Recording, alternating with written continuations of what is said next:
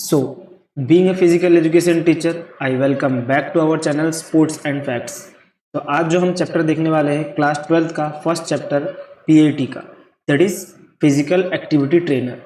तो जैसे कि आपको मैं बता दूं कि ये जो चैप्टर है आपके सिलेबस आउटलाइन में ये चैप्टर गिवन है, 4 चैप्टर गिवन है, फर्स्ट चैप्टर जिसमें कि ये है। लेकिन जो आपके बुक में, जो ई बुक में जो पीडीएफ प्रोवाइडेड है सीबीएसई से, उसमें जो चैप्टर है उसमें सिर्फ 3 ही चैप्टर है। उसमें ये वाला चैप्टर इन्वॉल्व नहीं है। तो आपको ये वाला चैप्टर आपके लिए बहुत इंपॉर्टेंट होने वाला है, तो आप इसको देखें और आज समझने की कोशिश करें। इस चैप्टर को डिटेल में हम पढ़ेंगे और एट लास्ट हम कुछ क्वेश्चंस भी देखेंगे इसके। तो चलिए चलते हैं चैप्टर की ओर।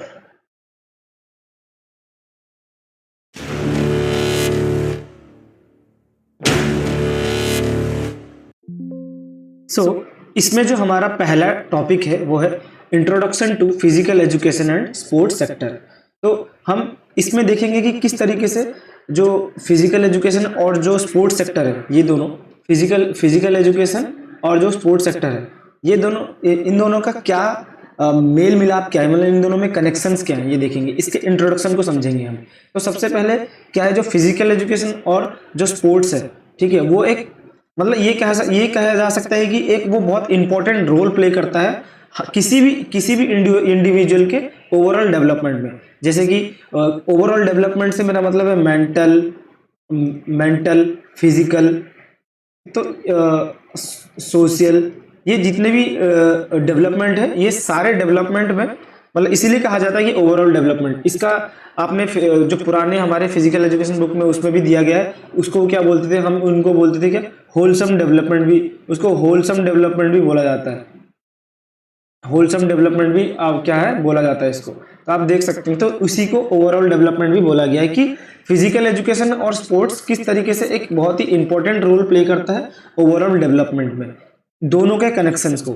और ये हमें बहुत सारे करियर अपॉर्चुनिटीज भी प्रोवाइड करता है अलग अलग फील्ड में। जैसे कि जो सबसे पहला जो हमारा फील्ड है वो है टीचिंग का, टीचिंग में, ठीक है। उसके बाद कोचिंग, मैनेजमेंट, फिटनेस और स्पोर्ट्स साइंसेस, ये चार पांच कुछ ऐसे और भी हैं, बहुत सारे चीज़ें हैं। लेकिन जो जैसे कि मैं आपको बता दूं कि जो फिजिकल एजुकेशन टीचर बनने के लिए हम क्या करते हैं, हम बीपीएड का डिग्री लेते हैं, एमपीएड का डिग्री लेते हैं। तो क्या है, ये बीपीएड के और डिग्री, जब एमपीएड की डिग्री लेते हैं हम, बेसिकली हमारा मेन मोटिव क्या रहता है, टीचिंग का। तो हम क्या करते हैं, उसमें टीचिंग के लिए जाते हैं। फिर वहीं कोचिंग के लिए हम क्या कर सकते हैं, कोचिंग में जाने के लिए हम अलग अलग डिप्लोमा करते हैं।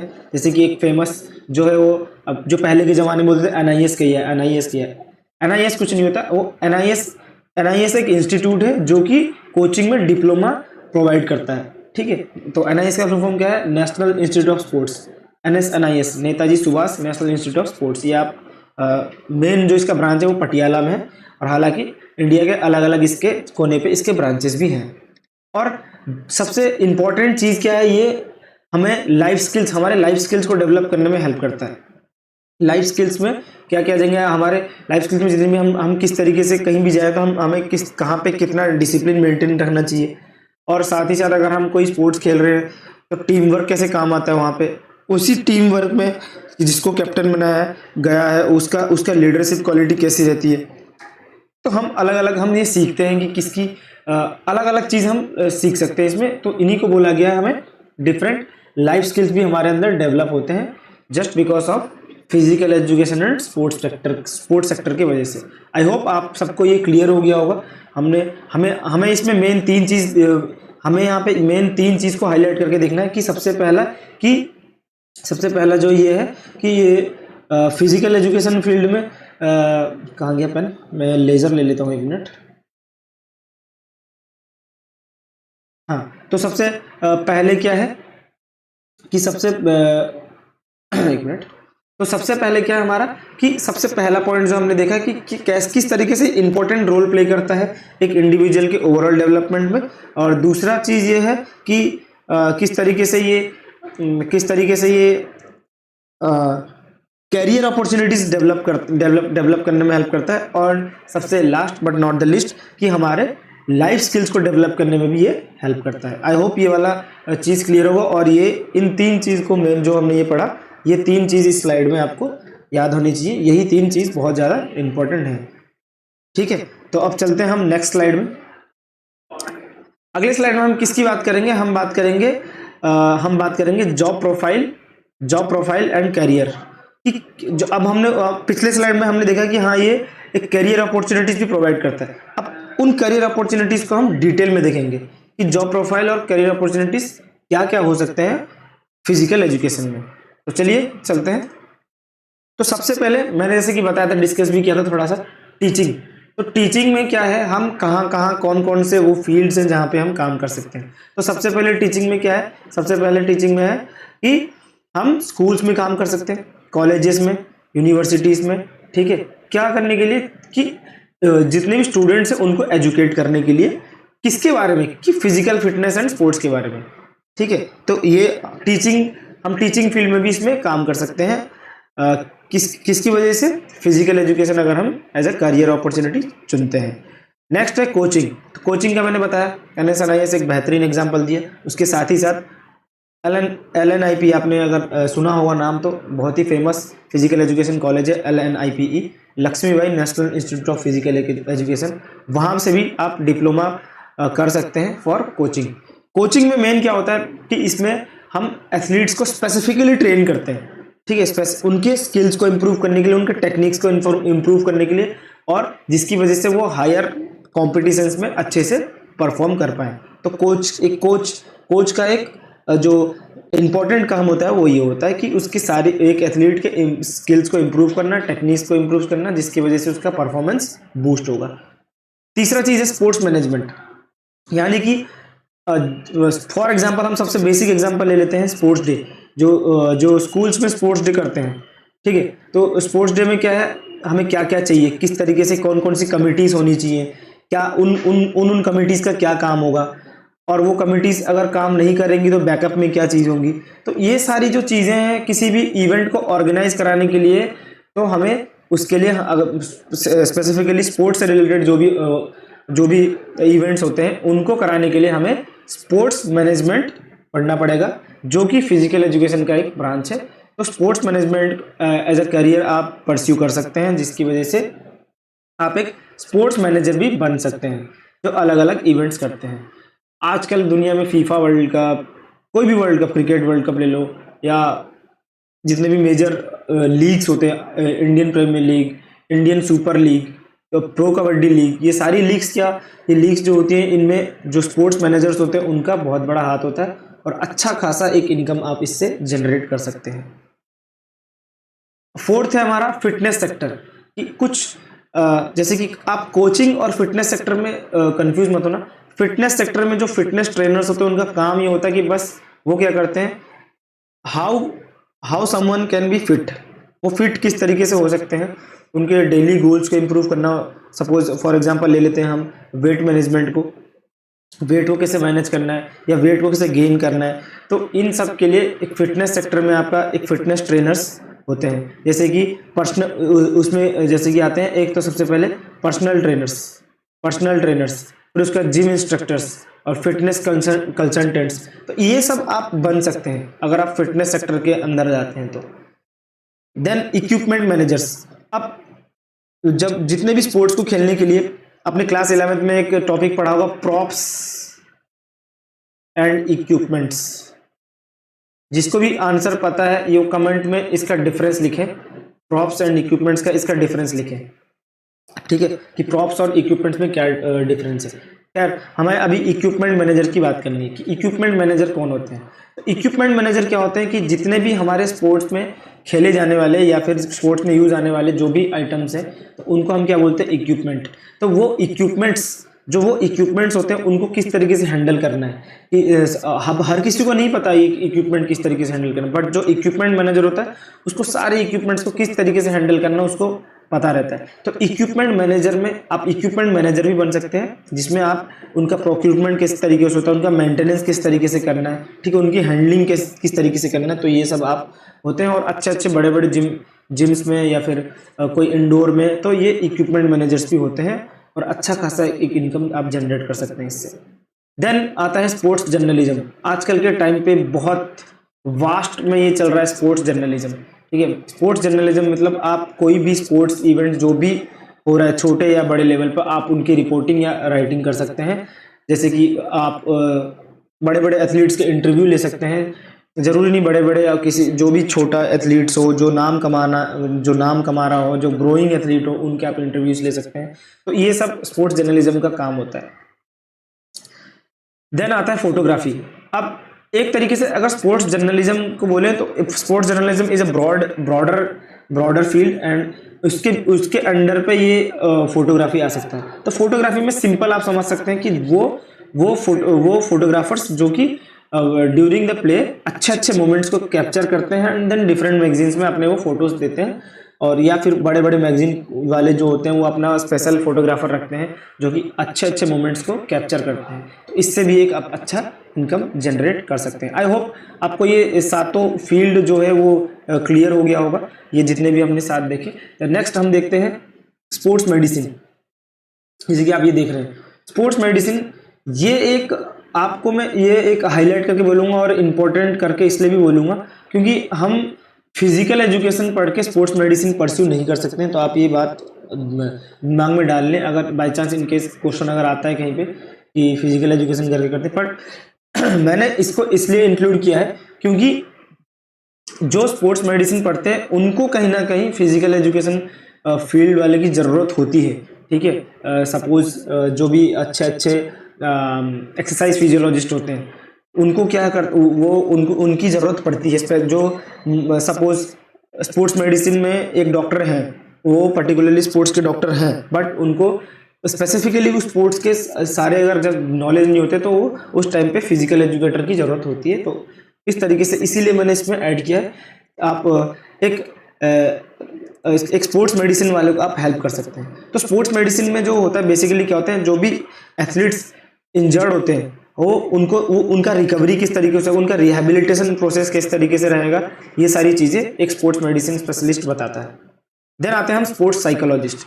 स्पोर्ट्स साइकोलॉजिस्ट का काम क्या है कि एक टाइम ऐसा था जहां पे स्पोर्ट्स साइकोलॉजी का कोई प्लेस ही नहीं था इस दुनिया में, लेकिन धीरे धीरे जैसे ही टाइम एडवांस होते गया, जैसे जैसे स्पोर्ट्स और एडवांस होते गया, वो ऐसे ही स्पोर्ट्स साइकोलॉजिस्ट का इंपॉर्टेंस भी धीरे धीरे बढ़ता गया। अब स्पोर्ट्स साइकोलॉजिस्ट का क्या काम करता है, जैसे कि कोई बहुत, मैंने देखे हैं बहुत अच्छे एथलीट्स होते हैं, बहुत अच्छे लेवल पे अच्छा परफॉर्म करते हैं, लेकिन जैसे ही उनको एक बड़ा स्टेज मिलता है, एक बड़े स्टेज पे आगे वो परफॉर्म करना चाहते हैं, लेकिन तब वो परफॉर्म नहीं कर पाते हैं।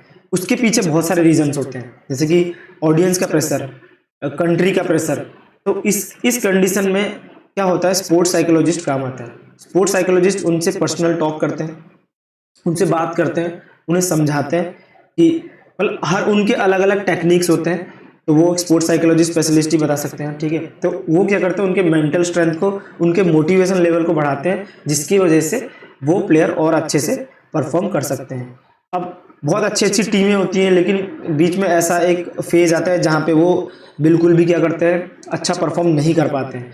उस टाइम पे भी स्पोर्ट्स साइकोलॉजिस्ट की जरूरत पड़ती है। तो there are some therapy sessions which is जो कि बहुत इंपॉर्टेंट होते हैं जब किसी भी टीम का, किसी भी एथलीट का लेवल डाउन होता है, मोटिवेशन लेवल डाउन होता है, या फिर वो मेंटल कोई स्ट्रेस में होते हैं, तो उस टाइम पे पर्टिकुलरली स्पोर्ट्स साइकोलॉजिस्ट का एक बहुत बड़ा अहम भूमिका रहती है किसी भी प्लेयर या किसी भी टीम के मोटिवेशन को बूस्ट करने में। तो स्पोर्ट्स साइकोलॉजिस्ट का काम आप समझ गए।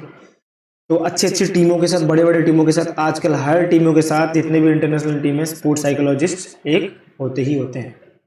Then sports nutritionist.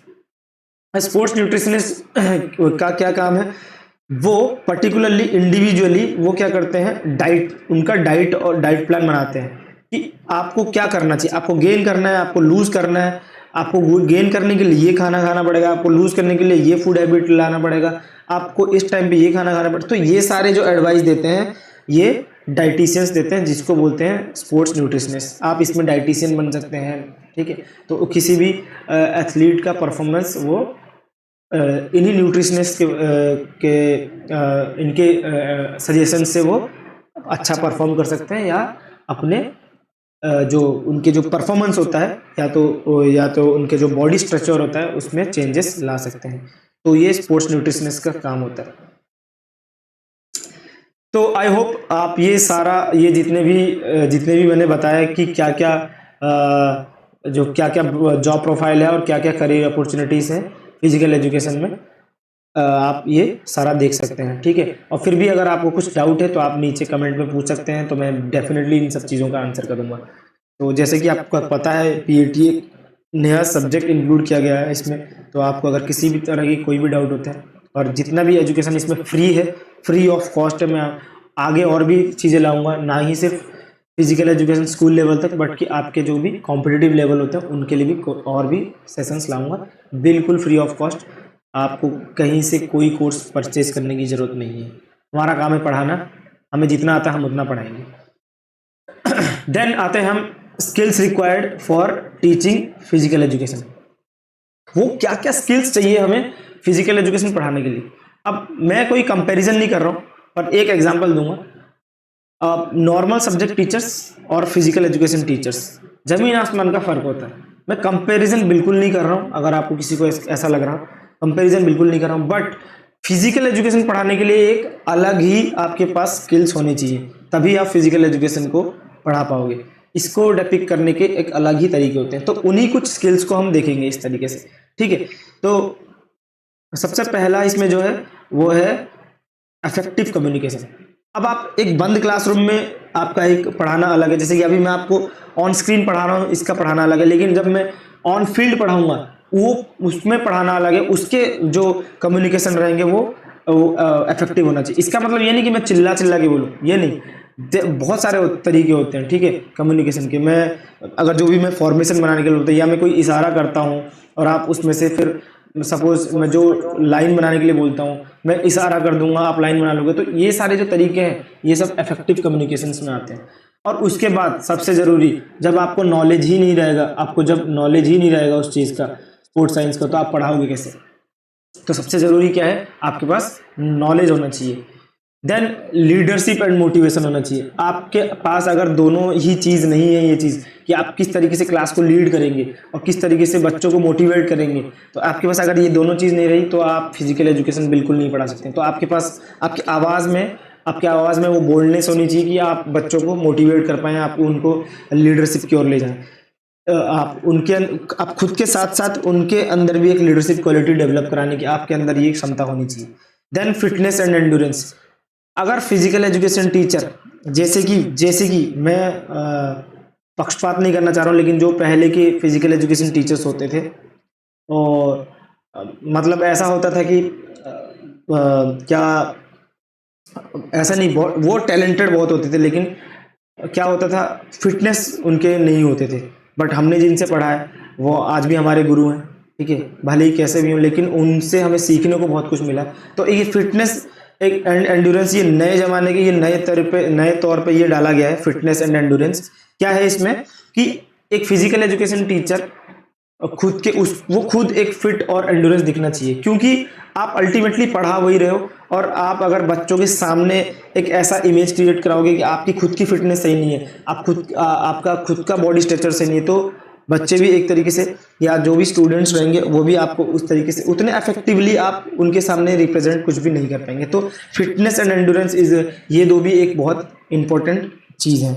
देन आता है हमारा first aid and injury management. आपको फर्स्ट ये पता होना चाहिए कि, क्योंकि ड्यूरिंग द प्ले सबसे ज़्यादा जो ज़रूरी है वो हमें first aid and injury management, ये किस तरीके से करना है ये हमें पता होना चाहिए। तो ये स्किल भी हमारे पास होना चाहिए। And last but not the least, organisational and planning skills आपके पास होने चाहिए कि आपको क्या पढ़ाना है, किस तरीके से पढ़ाना है, किस तरीके से ऑर्गेनाइज करना है जो भी चीज़ आप पढ़ाना चाहते हैं। तो ये दोनों चीज़ आपके पास होना चाहिए। तो आई होप ये सारी चीज़ें आपको क्लियर हो गई होंगी कि ये सारी चीज़ें आपके एग्जाम में डायरेक्टली पूछ सकता है कि कौन कौन से वो स्किल्स है, या क्वेश्चन इस तरीके से पूछ सकता है, among the following which is not the skill required for teaching physical education, इस तरीके से क्वेश्चन आपको पूछ सकता है। तो आपको अगर ये सारे स्किल्स पता होंगे तो ही आप उसका आंसर कर पाएंगे। अगर अभी यहाँ तक किसी को अगर नहीं समझ में आता है तो वो मुझे कमेंट में पूछ सकता है, मैं डेफिनेटली आंसर करूँगा। तो चलिए चलते हैं नेक्स्ट स्लाइड की ओर।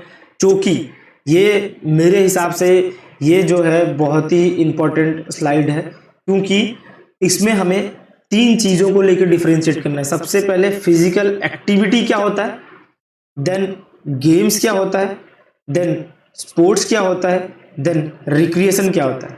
और आपको मैं बता दूं, जितने भी आप अगर फ्यूचर में कहीं अगर कोई इंटरव्यू फेस करते हैं, कोई एग्ज़ाम क्लियर करते हैं, इंटरव्यू फेस करते हैं, तो अगर आप स्पेसिफिकली अगर आप फिजिकल एजुकेशन का कोई इंटरव्यू क्लियर करते हैं और आप इंटरव्यू देने जाते हैं, तो आपको ये बिल्कुल 90% चांस रहता है कि ये इन चार चीज़ों का डिफरेंशिएशन आना पता होना चाहिए आपको कि क्या होता है ये 4 चीज़ों में difference, physical activity, games, sports and recreation. तो चलिए आज हम इसको डिटेल में समझेंगे, तो सब लोग ध्यान से सुनेंगे ये वाला स्लाइड।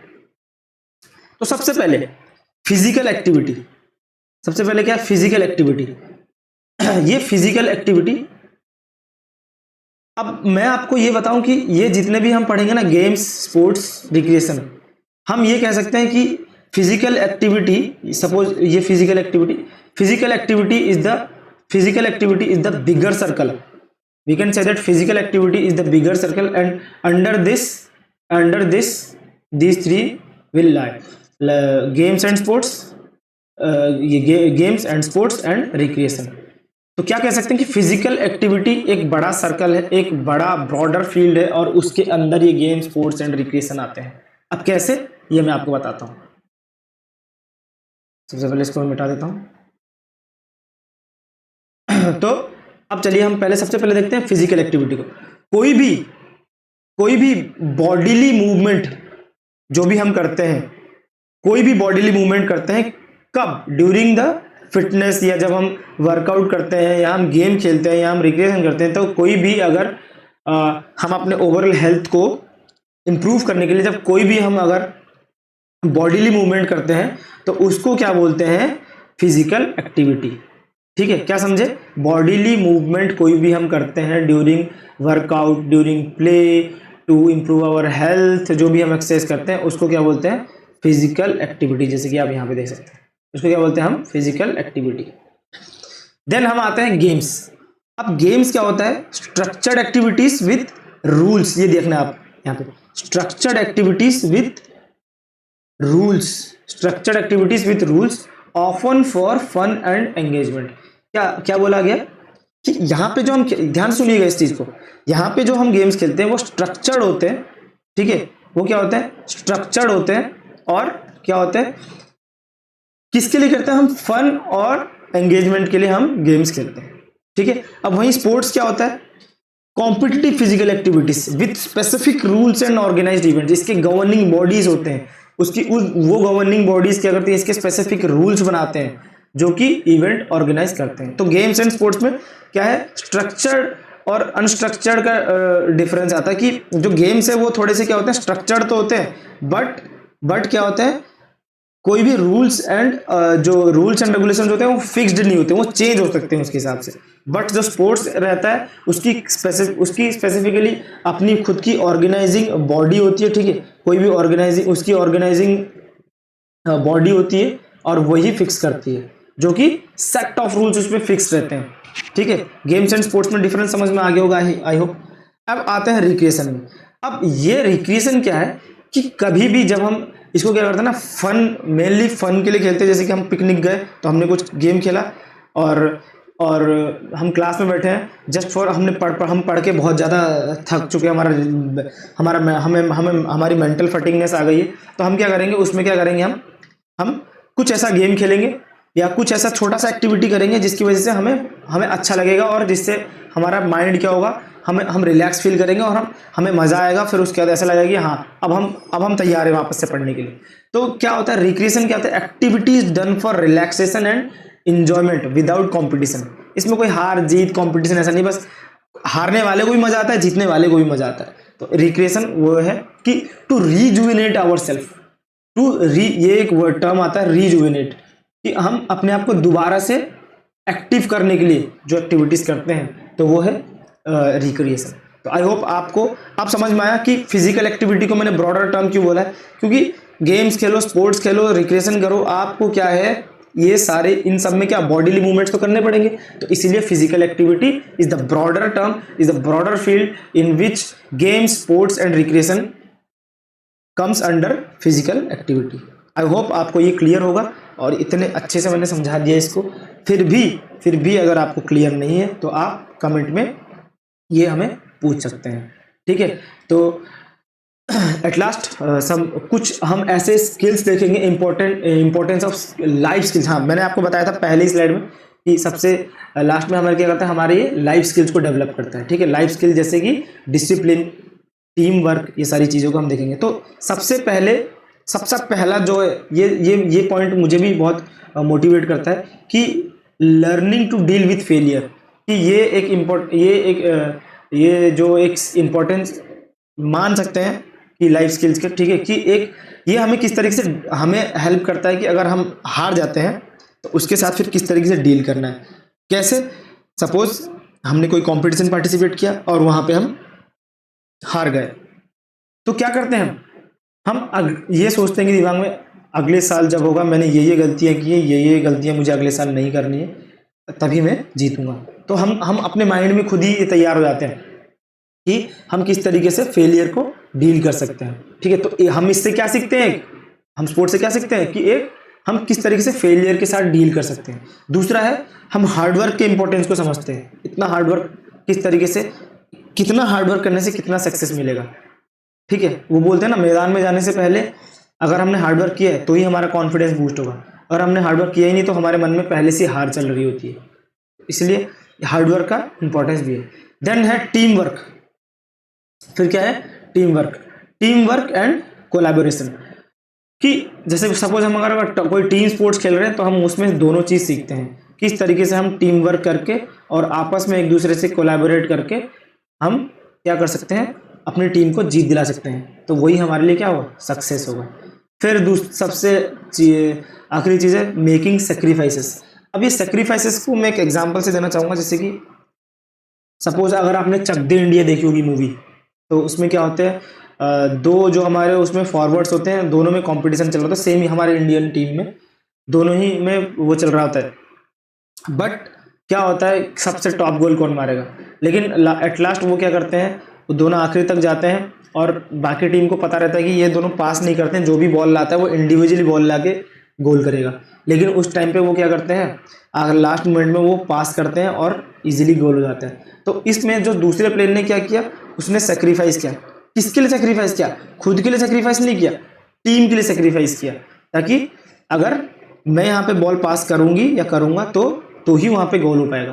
तो सेक्रीफाइस करना ये सिखाता है, और इसी सेक्रीफाइस से हमें हमारे डिसिप्लिन को मेंटेन करने का बोलते हैं, जो कि हमारा आखिरी पॉइंट है, डिसिप्लिन एंड टाइम मैनेजमेंट, कि इतने बजे उठना है, इतने बजे हमें वर्कआउट करना है, इतने बजे हमें खाना है, इतने बजे हमें सोना है। तो यही हमारा डिसिप्लिन है।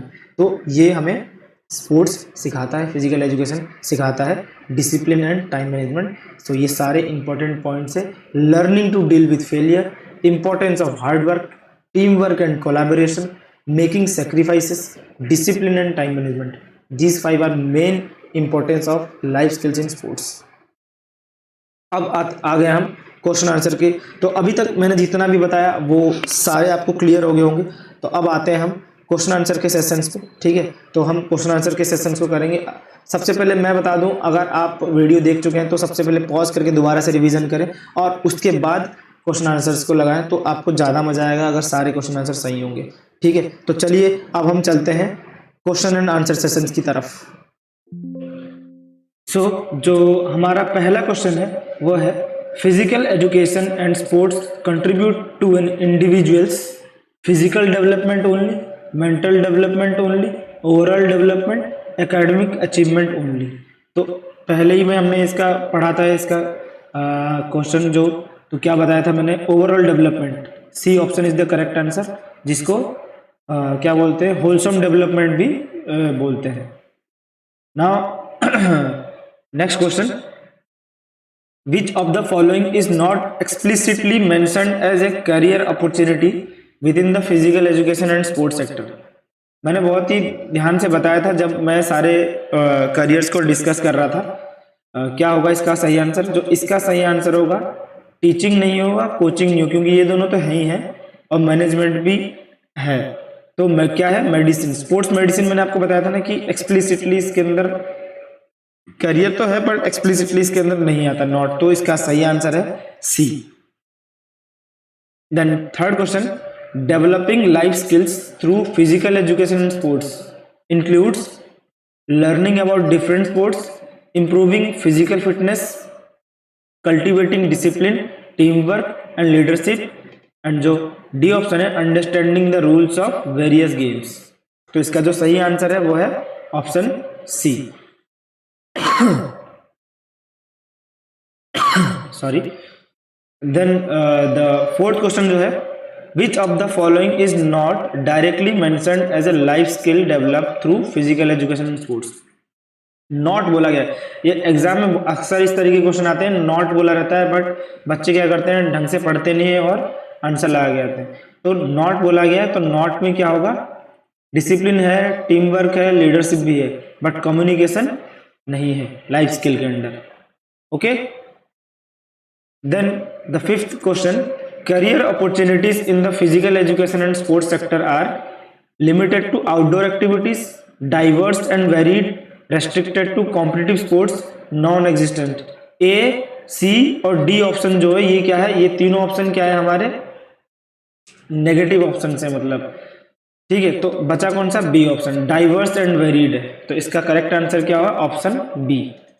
Next question number 6, the development of discipline through sports can help individuals in following rules and regulations, ignoring instructions, avoiding responsibility, acting impulsively. तो जो हमारा बी सी डी है ऑप्शन, ये क्या है हमारे नेगेटिव ऑप्शन से हम इजीली एलिमिनेट कर सकते हैं, and the correct option is option A, that is following rules and regulations. Now the last question but not least, team work as fostered by physical education and sports is essential for individual achievements only, collaborative efforts and group success, personal gain regardless of others, avoiding interaction with others, as the word teamwork itself depict that collaborative efforts and group success. So option B is the correct answer. So इसी के साथ जो हमारा आज का जो ये first chapter है पीएटी का, ये हमारा यहाँ पे ख़त्म होता है, और आई होप कि आपके सातों के सातों क्वेश्चन के आंसर सही हुए होंगे, और इसी तरीके से हम आगे भी जो बचे हुए 3 चैप्टर हैं उनको कवर करेंगे। इस वीडियो के अंदर जो भी आपको अगर कुछ समझ में नहीं आता है तो आप कमेंट करके पूछ सकते हैं, मैं डेफिनेटली उसका आंसर करूँगा, ठीक है। तो तब तक के लिए आज हम यहीं पे रोकते हैं, तो अब मिलते हैं अगले चैप्टर में, चैप्टर 2 में नए क्वेश्चंस, नए थ्योरीज लेके आएंगे उसमें। तो तब तक के लिए thank you and have a good day.